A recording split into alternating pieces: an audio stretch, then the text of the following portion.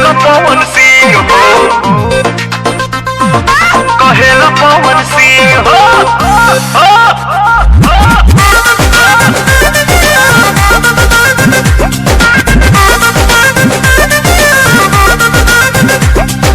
बना तू दिहले बाड़ू सबके अपन प्रेम दीवाना हो, अपन प्रेम दीवाना, बना तू दिहले बाड़ू सबके अपन प्रेम दीवाना हो।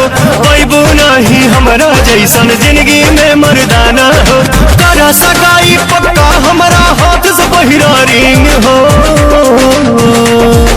हई भोजपुरिया किंग जमाना कहेला पवन सिंह हो।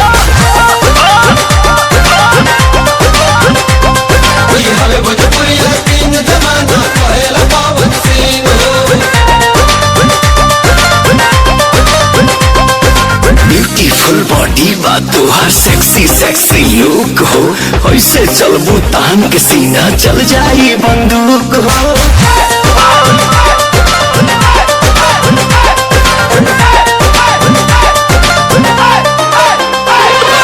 नाभि के नथिया से अखिया हटेला नहीं प्यारी हो, गोर देह कतराइल बाड़ू करे परी रखबारी हो।